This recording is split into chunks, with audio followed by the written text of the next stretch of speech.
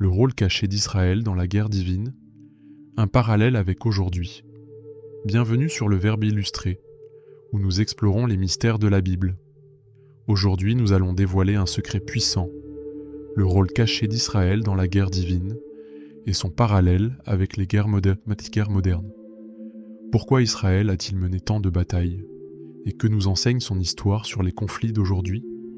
Restez jusqu'à la fin, car cette révélation pourrait changer votre regard sur le monde.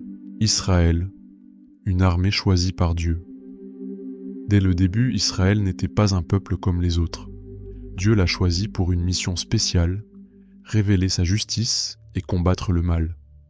Lorsque Dieu a libéré Israël d'Égypte, ce n'était pas seulement une libération politique, mais une victoire spirituelle contre les faux dieux. Dans Exode 17, versets 8 à 16, Israël affronte Amalek. Tant que Moïse garde ses mains levées, Israël gagne. Ce passage montre une vérité essentielle. La victoire ne dépend pas seulement des armes, mais de Dieu. Aujourd'hui, nous voyons que les guerres modernes ne sont pas seulement des conflits entre nations. Elles sont souvent le reflet d'un combat spirituel entre le bien et le mal. Idéologie destructrice, corruption, injustice. Des guerres dirigées par Dieu. Quand Israël entre en Canaan, il doit combattre des nations idolâtres. Mais ces victoires ne viennent pas de sa puissance militaire. À Jéricho, les murailles tombent par la foi et l'obéissance, Josué 6. Lorsqu'Israël obéit à Dieu, il triomphe. Mais quand il se détourne, il est vaincu, Josué 7, la défaite contre Haï. Aujourd'hui, dans les conflits contemporains, on voit la même réalité. Les nations qui fondent leur justice sur des valeurs solides prospèrent, tandis que celles qui s'éloignent de la vérité sombrent dans le chaos. Nous ne parlons pas seulement de guerre physique, mais aussi de la guerre des idées et des valeurs. Une guerre au-delà des armes. Israël n'a pas seulement combattu avec des épées, mais aussi sur un plan invisible. Derrière chaque guerre, il y avait un combat spirituel. Dans Daniel 10, versets 12 à 13, un ange révèle qu'il a été retenu par un esprit démoniaque, le prince de Perse. Cela montre que les conflits terrestres sont souvent influencés par des forces spirituelles. Aujourd'hui, les guerres les sont aussi façonnées par des influences invisibles.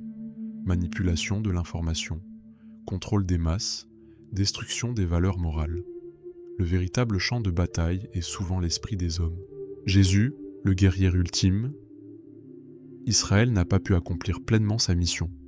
Alors Dieu a envoyé un roi qui mènerait la guerre ultime contre le mal, Jésus-Christ. Mais son combat était différent. Il n'est pas venu avec une épée, mais avec la vérité et l'amour. Il a vaincu le mal, non par la force, mais en donnant sa vie. Et l'Apocalypse nous révèle qu'à son retour, il viendra comme un roi guerrier. Apocalypse 19, versets 11 à 16, mettant fin à la guerre entre le bien et le mal. Aujourd'hui, le vrai combat n'est pas d'ordre militaire, mais spirituel. La guerre la plus importante est celle de nos cœurs. Resterons-nous fidèles à la vérité, ou serons-nous entraînés par les forces de confusion et de destruction? Quel est notre rôle aujourd'hui? La guerre continue, mais ce n'est plus une guerre pour un territoire. C'est une guerre spirituelle, Éphésiens 6, verset 12. Les armes modernes sont différentes, médias, idéologies, réseaux sociaux. Les véritables soldats sont ceux qui défendent la justice et la vérité, même sans porter d'uniforme. La prière, la foi et l'obéissance à Dieu sont nos armes les plus puissantes. Alors, posons-nous la question. De quel côté sommes-nous dans cette guerre? Merci d'avoir suivi cette vidéo. Si vous voulez en savoir plus sur les mystères cachés de la Bible, abonnez-vous à Le Verbe illustré. À bientôt pour une nouvelle révélation.